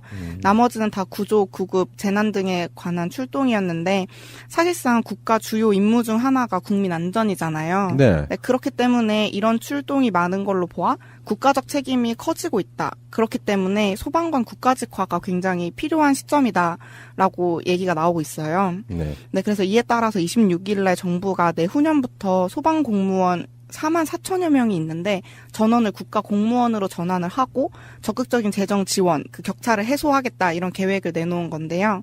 문 대통령이 이번 전환은 국민의 안전을 국가가 책임지겠다는 선언이라고까지 얘기를 했어요. 사실 이 발언을 굉장히 뭔가 듣고 싶었거든요. 믿고 싶기도 했고 저희가 안전 불감증이다 이런 얘기도 많이 하고 제가 예전에 동탄에 있었던 화재 사건 얘기하면서 네. 아무것도 제대로 해주는 게 없는 그런 상황을 얘기를 했었는데 이게 추진 방향이 크게 세 가지로 나뉘어서 첫 번째는 처우 개선 및 인력 장비 등 투자를 격차 해소하고 두 번째는 인사 위임권이나 지휘 통솔권의 현행을 유지한대요. 그대로. 그 다음에 세 번째가 소방 현장 인력을 2만 명을 확충할 예정이라고 해요. 여기에 더 불어서 처우 개선을 위해서 전문 치유시설 건립과 소방공무원 수당 신설이 추진된다라고 하는데 제가 알아보니까 그 치유 시설을 건립하겠다. 그래서 그냥 추가로 짓겠다는 건가? 이렇게 생각했는데 여태까지 소방공무원 종합치료 전문 치료 시설이 없었대요. 경찰은 경찰병원 있잖아. 네, 그래서 군도 군병원 있고 경찰도 있고 해경도 있었는데 네. 소방은 전무하대요. 근데 제 생각 소방관이 가장 많이 다치고 근데 2002년부터 사실 이게 얘기가 나오고 있었는데 1,000억 원 가량의 예산 이런 것 때문에 뭐 안 된다고 여태까지 지어지지 않고 있었다고 해요. 그래서 이게 뭐 전체적으로 내년도 중에 개정을 거쳐서 2019년 1월쯤에는 시행이 된다고 하는데 저는 아까 정민님도 말씀하셨지만 드디어 대우를 받을 사람이 대우를 받는구나 기뻐했는데 네. 반대하는 사람들이 그래도 좀 있더라고요. 왜 그런가 했는데 네. 그 정부의 예산 지원은 보통 환영을 하지만 국가직 전환이 오히려 지방 분권에 역행하는 거다. 뭐 이렇게 얘기하는 사람들이 많더라고요. 그래서 지금 정부가 지방 분권을 추진하고 있잖아요. 네. 그런데 소방직만 국가직을 전환을 하는 거는 포퓰리즘 정책이다라면서 반대를 하고 있어요. 그리고 경찰이 이번에 또 자치경찰로 하겠다, 지방 쪽으로 돌리겠다라고 얘기를 했는데 또 반대로 소방직은 국가직화를 한다는 거는 대통령의 공약들이 충돌하고 있다 이런 식으로도 많이 얘기를 하더라고요. 아, 그래요? 네네. 근데 이게 보면은 로드맵에 따르면 행안부가 자치경찰법을 제정을 해서 현재 국가직으로 일원화돼 있는 경찰 조직을 국가경찰과 자치경찰로 분리하기로 했대요. 그래서 이게 같이 소방이랑 같이 얘기가 계속 나오는 거예요. 소방은 국가직으로 해서 처우를 개선해주는데 그러면은 경찰은 왜 지방으로 가면은 대우를 더 안 해주겠다는 건가? 뭐 이런 식의 얘기가 나오더라고요. 그리고 네. 소방은 지금 너무 많은 그 안 좋은 일들을 많이 겪었잖아요. 소방 공무원들이. 그럼요. 뭐 현장 출동하다가 자동차 막 이렇게 막고 있어가지고 그 치우려고 하다가 뭐 아니면 사고가 난다든지 그럼 자기 돈으로 그걸 변제해야 된다든지 그런 문제점이 있었기 때문에 지방 정부에서 봤을 때는 국가직 전환이 지방자치분권이 역행하는 그런 일이다라고 얘기할 수 있지만 대다수의 시민분들이 봤을 때는 그렇게 안 좋은 소방관들의 처우가 개선이 돼야지 결국에는 그 사람들이 시민 안전에 대해서 더욱더 몰두할 수 있지 않을까 그런 기대감이 들기 때문에 이런 그 정책을 청와대의 정책을 환영할 수 있는 거거든요. 제가 생각할 때. 그러면 국가직을 반대하시는 분들 입장은 그럼 지방자치단체 예산을 좀 더 늘려서 네. 자체적으로 소방서를 관리할 수 있게끔 해줘라라는 취지로 말씀을 하신 걸까요? 예, 그런 식으로 아마 발언을 하신 거겠죠. 뭐 처우는 그냥 별론데 그냥 우리가 데리고 있을 거야. 뭐 이런 건 아니잖아요. 네네. 그러니까 그 지방 정부 안에서 그걸 해결할 수 있게끔 해달라. 우리가 할 수 있다. 뭐 이런 식으로 주장하는 게 아닌가 생각이 드네요. 그런데 또 중앙정부에서는 그 지방자치 예산을 어떻게 운용할 것인가에 대한 신뢰가 부족한 상황인 것 같네요. 그렇죠. 네. 왜냐하면 그 전에는 왜 그 전에는 그런 걸 안 했냐 이거지. 그 사람들이 왜 그렇게 소외받게 되고 그런 식으로 피해를 받을 수밖에 없는 구조였냐 이런 거죠. 그러니까 여태까지도 제대로 돼 있지 않았는데 당연히 변화가 필요한 시점이라고 생각을 했고요. 네. 그리고 지도장치에서 어떻게 하는지는 모르겠지만 어쨌든 인사권과 지휘 통솔권은 그대로 유지하고 처우 개선 이런 쪽에 좀 더 초점이 맞춰져 있기 때문에 저는 이거를 굉장히 반기는 입장이고요. 네. 네, 그리고 소방청장도 굉장히 국가직 전환이 반드시 필요하다라고 강조를 했고 인력 충원이 절반도 지금 되지 않고 있는 지역들이 있고 제가 아까 전에 말씀드렸던 그 강릉시 성남점 화재 있잖아요. 네. 그것도 3교대 기준이기 때문에 그때 16명만 근무하다가 2명이 희생됐다고 해요. 굉장히 큰 사건이었는데. 네. 네, 그래서 이런 것도 문제가 되고 또 수당도 제때 지급하지 못하고 있는 실정이래요. 일부 지자체에서. 네. 네, 그렇기 때문에 지금 초과 근무 수당 소송이 현재 소방 공무원만 7,677건이고 미지급액만 2천억 원에 달한대요. 아까 전에 병원 못 짓는 게 1,000억 원 때문에 뭐 그랬잖아요. 근데 이 사람들은 그런 것도 못 받고 있는 거잖아요. 요구가 다 다르겠지만 좀 균등한 처우를 받으려면 국가직으로 전환을 하는 게 제 생각에는 맞는 것 같고 그래야 시민들에게도 균등한 안전 서비스를 제공할 수 있을 것 같아서 그래서 저는 네, 이 정책이 제대로 잘 개선이 돼서 운영이 되었으면 좋겠어요. 네. 새 정부가 들어서고 나서 이렇게 소외되어 있는 사람들 그리고 국가를 위해서 진짜 헌신하지만 정작 국가에서는 그 사람들 지켜주지 못하는 경우가 많았었잖아요. 근데 그런 부분을 새 정부가 되니까 그런 부분에 대한 처우 개선이 많이 이렇게 진행이 된다라는 그런 느낌이 저도 많이 들더라고요. 결국에는 그런 부분의 개선도 필요한데 뭐 지방 정부에서 주장하는 것도 다 틀리다 잘못됐다라고 생각은 안 해요. 아니, 그렇지만 아니죠. 지방 정부가 못 하고 있는 일들이 너무 많기 때문에 그거를 중앙 정부 차원에서 한다. 그래서 국가직으로 전환한다라고 하는 거는 제가 아무리 들어봐도 일리가 있는 내용인 것 같습니다. 네. 그래요. 양세병님이 준비하신 소방관 국가직 전환, 그 긍정적인 측면, 그리고 그걸 반대하는 사람들의 얘기도 한번 같이 해본 것 같네요. 예. 금주시는 여기까지 하겠습니다. 예, 오늘 방송하시느라 고생하셨고요. 오늘 28일이네요. 촛불 1주년 기념행사가 오늘 그 여러 곳에서 있을 것 같은데, 우리가 승리했었던 그 기억을 가지고 또 남아있는 적폐 세력들, 적폐 잔당들을 소탕하는 그런 의미로 촛불을 들었으면 좋겠다라는 생각이 듭니다. 예, 그래요. 우리 소유방송은 다음 주에도 소리 없이 요란하게 떠들어 보겠습니다. 감사합니다. 감사합니다. 여기까지 합시다. 타이틀 음악, 디템포, 편집, 최정민. 네, 아인시대를 그렇게 재밌게 본 사람은 아니라서 이게 도대체 뭔가 하고 봤는데, 아, 진짜 그런 쌩 억지가 없더만. 1달러는 너무 적소. 4달러쯤 합시다. 4달러? 4달러. 1급 4달러로 합시다. 어떻게 1달러 임금을 4배나 올린단 말이오. 1.5달러 합시다. 4달러. $2. That's double. 4달러. $2.50. 4달러. Can't believe this is ridiculous. $3. 이봐, 김두한. 3배야. 3배까지 올라갔어. 이건 말도 안 되는 인상이야. 4달러. Hell with this. All right. $4. 오케이, 땡큐. 오케이, 4달러.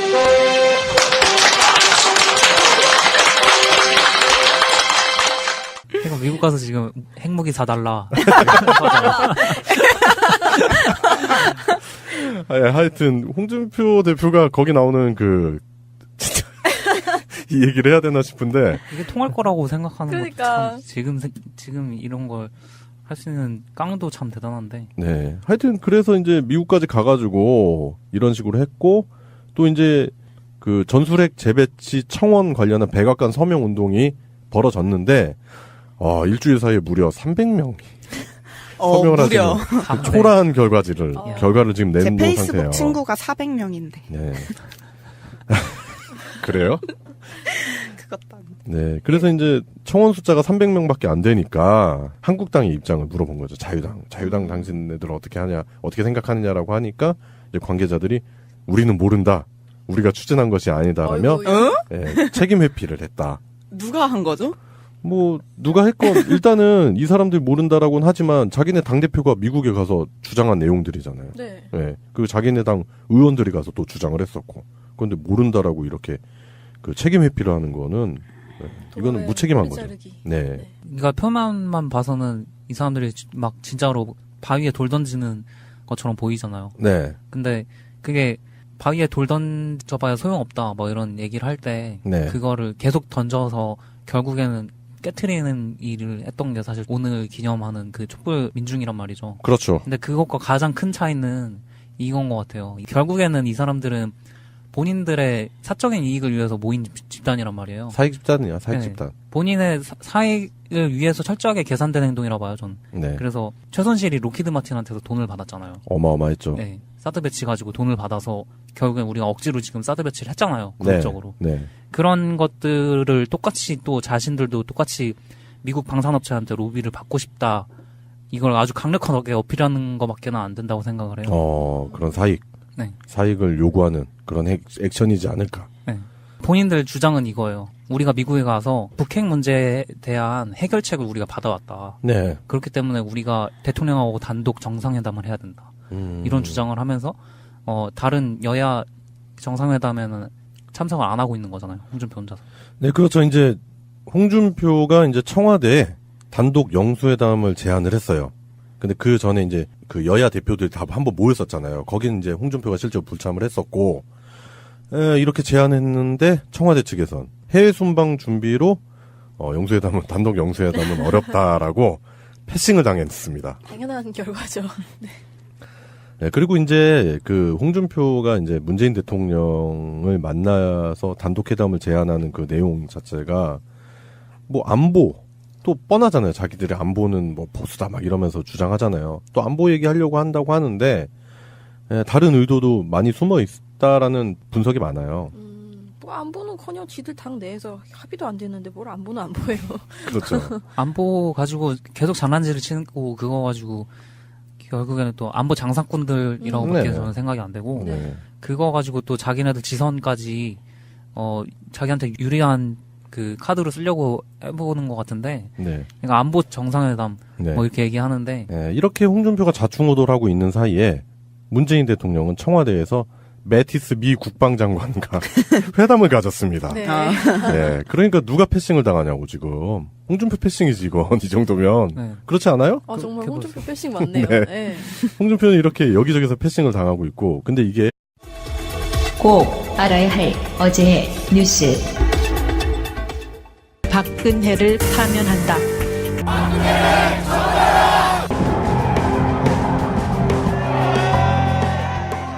지난 1년을 기념하며 광화문 광장에 모여든 시민들은 국정농단 사태로 박근혜 전 대통령의 퇴진을 요구했던 날들을 다시 재현하고 있습니다. 가족과 친구들과 함께 광장을 찾은 시민들은 지난 겨울을 지나 봄까지 이어진 촛불 1년을 되돌아보고 있습니다. 오늘 행사는 시민 자유발언, 적폐청산 과제 소개 등으로 꾸며져 앞으로 남은 과제는 무엇인지에 대해서도 다 함께 생각해보는 시간도 마련됐습니다. 여의도에서도 촛불 1주년을 맞아 촛불 파티 2017이 열리고 있는데요. 촛불 파티는 특정 단체에 속하지 않는 시민들의 참여로 행사가 치러지고 있는데 적폐 시상식을 갖는 등 국정농단 사태를 해악으로 녹여냈습니다. 국회의사당 앞에서 시작해 자유한국당 당사까지 행진할 계획입니다. 한편 오후 2시엔 서울역 광장과 대한문 앞에서 보수단체들의 태극기 집회가 열렸습니다. 이들은 박 전 대통령의 무죄 석방과 굳건한 한미동맹 강화 등을 주장하며 행진했습니다. 문재인 대통령은 청와대에서 모국을 방문한 해외 경제인 동포들을 격려했습니다. 이 자리에서 문 대통령은 1년 전 촛불 집회를 통해 국민들이 대한민국의 국격을 바로 세웠다고 말했습니다. 이어 바로 그 힘으로 새 정부가 적폐청산을 추진하고 있다면서 적폐청산의 목적은 편가르기가 아니라는 점을 분명히 했습니다.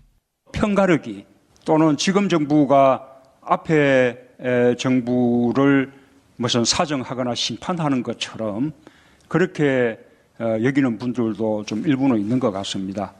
그러나 그렇지가 않습니다. 오래된 패단들을 이제는 씻어내고 정말 정치를 바르게 해서 문 대통령은 SNS를 통해서도 촛불 1주년에 대한 소감을 전했습니다. 촛불은 위대하고도 평화로웠다며 촛불 광장의 민심과 정신을 끝까지 지켜나가겠다고 적었습니다. 전체 15줄, 단문 형태로 간략하면서도 무겁지 않은 내용이었습니다. 차분한 분위기 속에서 문 대통령이 국민 통합을 재차 강조하면서 촛불의 의미를 되새기는데 주안점을 둔 것으로 풀이됩니다. 자유한국당 홍준표 대표의 귀국 기자간담회. 홍 대표는 서청원 의원이 주장하는 녹취록 이야기가 나오자 바로 목소리가 커졌습니다. 어떻게 그래 유치한 짓을 하느냐 이 말이에요. 8선이나 되신 분이 새까마는 후배한테 도와주지는 못할 망정 그런 협박이나 하고. 본인은 서 의원에게 측근인 윤숙모 전 경남기업 부사장이 왜 자기를 역냐며 자제시켜달라는 말만 했다는 겁니다. 녹취록이 있으면 공개하라고 했습니다. 서청원 의원 측도 바로 반박 입장을 냈습니다. 홍 대표가 서 의원 측근이라고 주장하는 윤숙모 부사장이 한때 홍 대표의 언론 특보를 지냈는데 홍 대표가 불리한 사실은 언급하지 않고 있다는 주장입니다. 이른바 녹취록을 둘러싼 두 사람의 갈등은 친박계와 비박계의 갈등으로 확산되고 있습니다. 이미 친박계는 홍준표 대표에 대한 비난 발언을 이어가며 새 결집에 나서고 있고 비박계도 가만히 있지는 않겠다며 벼르고 있습니다. 갈등은 다음 주 박근혜 전 대통령의 출당을 논의할 최고위원회에서 최고조에 달할 전망입니다. 방송 중간에 좋아요를 눌러주시면 새날팀들에게 큰 힘이 됩니다. 미리 감사합니다. 소요 방송 출연자들의 평균 연령은 26세입니다. 청년들의 목소리를 들어보자는 의도로 기획된 방송입니다.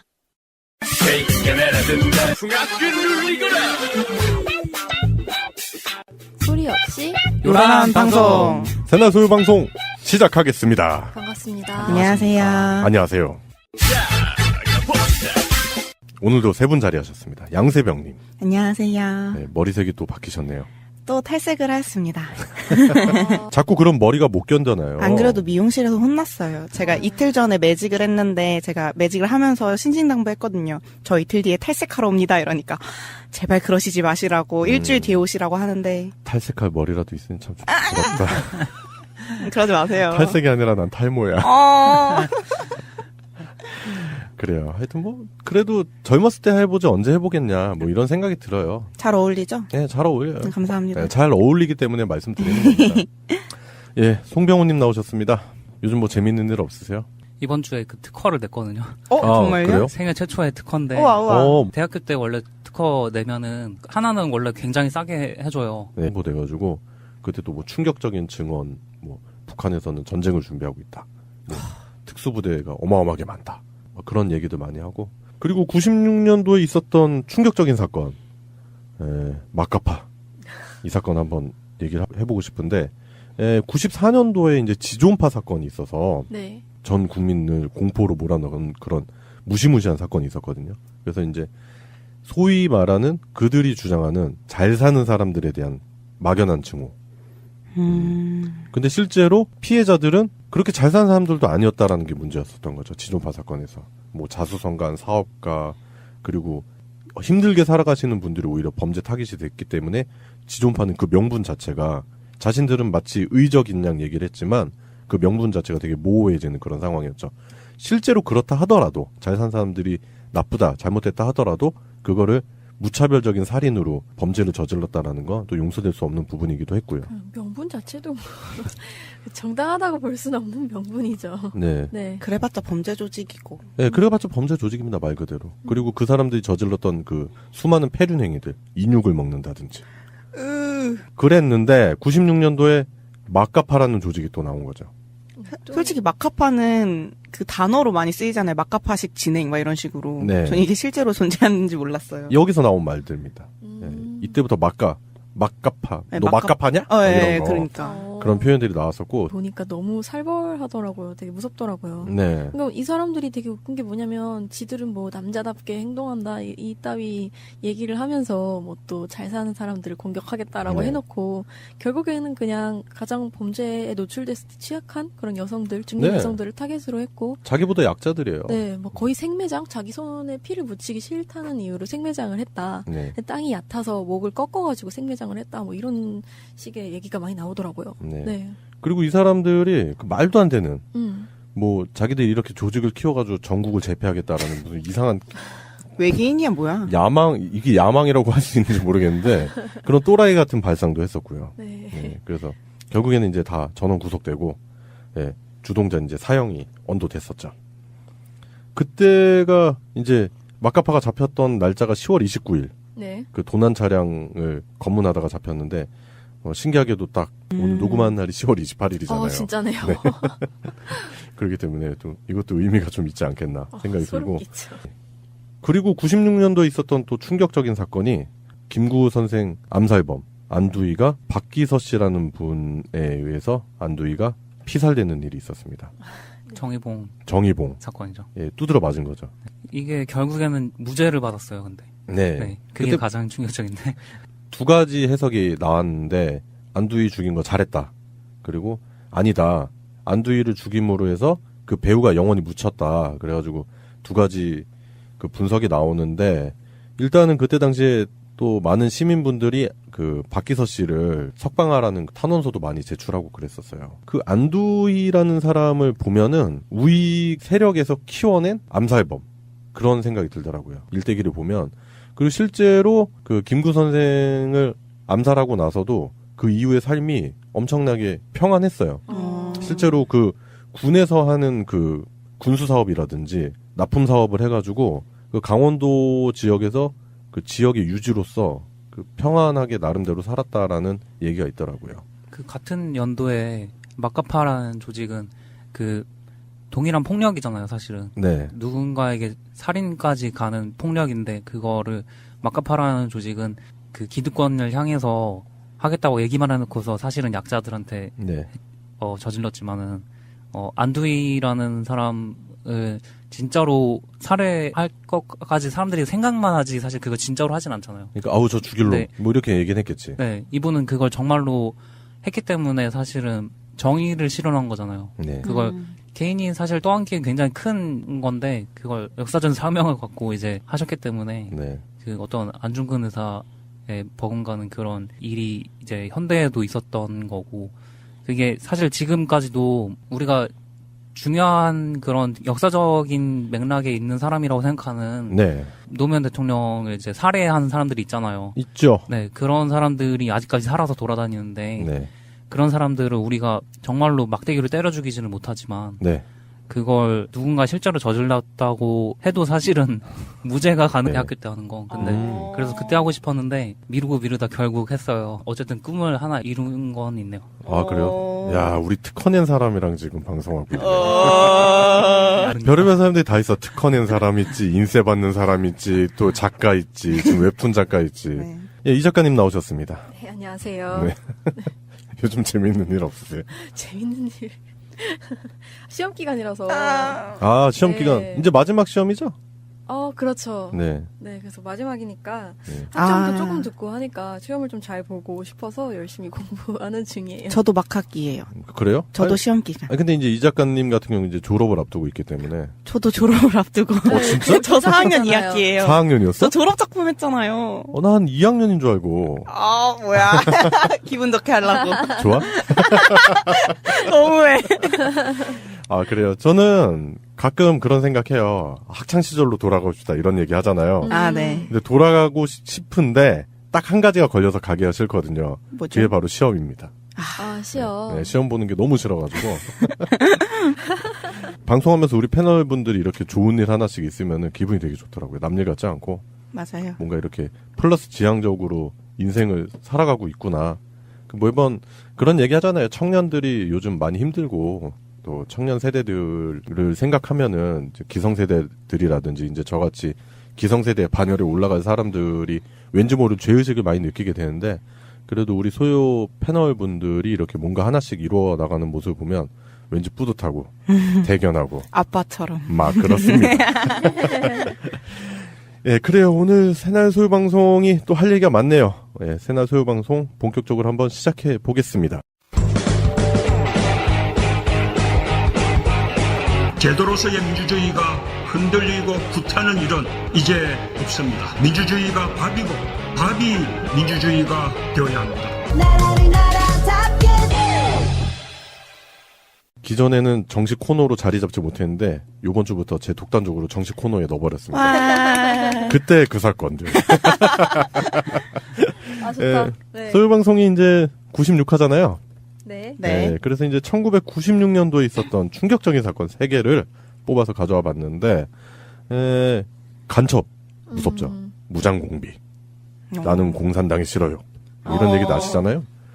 1996년도에, 그때 진짜 살벌했었던 일이 있었죠.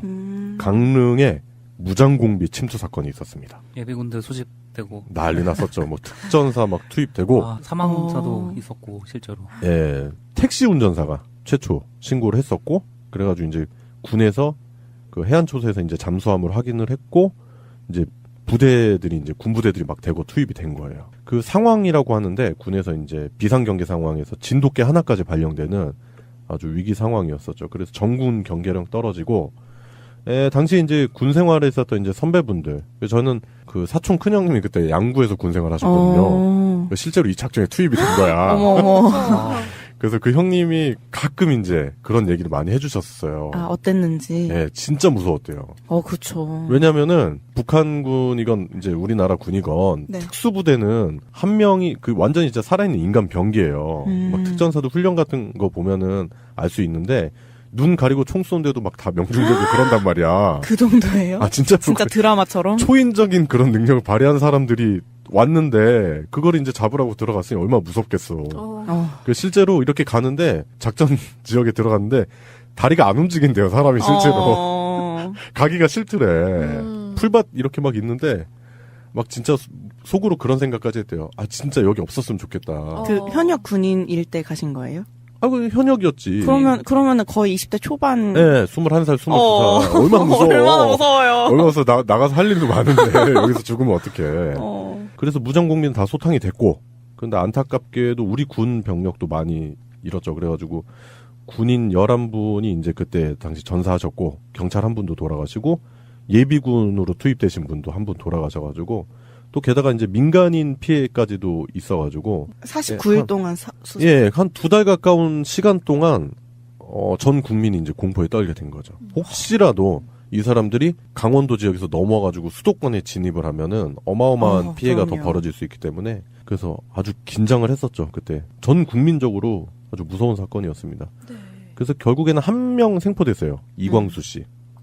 이광수 씨 가능하다는 걸 이 역사적 교훈을 통해서 판례가 남았어. 해도 된다. 네. 그렇지 않죠. 그거는 이제 하늘에 계신 노무현 대통령께서도 바라시는 부분은 아닌 것 같고 오히려 네. 장기간에 걸쳐서 쫄쫄쫄 굶겨가지고 네. 그 사람들을 다시는 이제 일어설 수 없게 괴롭히는 거가 더 잔인한 건데. 예, 그 세력을 완전히 그냥 몰살시키는 그 몰살이라는 게 진짜 물리적으로 폭력 가해서 죽이는 게 아니라 우리가 제도를 고쳐 나가고 진짜로 사람 사는 세상을 만들어서 그 사람들을 법으로 심판하는 게 우리의 궁극적인 목표 아니겠습니까? 네.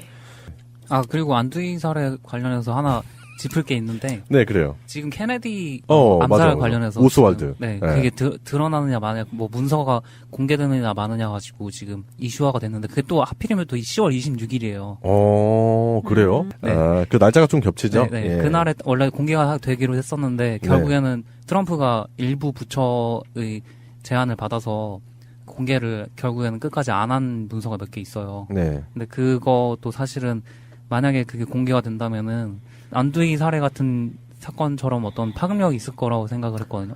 지금 뭐 나온 문서 대충 보니까 그런 얘기도 있더만요. 뭐 KGB가 오스왈드를 사주했다 뭐 그런 얘기도 있는 것 같고 아니면 뭐 FBI다, 뭐 CIA다 얘기가 많잖아요. 그게 정말로 그런 거면은 막진 않았겠죠. 그게 정부 부처에서 막았다고만 하는데 네. 그 본인들이 뭔가 캥기는 게 있으니까 그걸 막았겠죠. 네. 예, 그래 하여튼 96년도에 있었던 사건들을 한번 짚어봤는데 애청자분들께서 그때 당시를 회상하시는 그런 또 시간이 됐으면 좋겠다 그런 생각이 듭니다. 그래요. 1996년도에 있었던 사건을 이야기해봤습니다.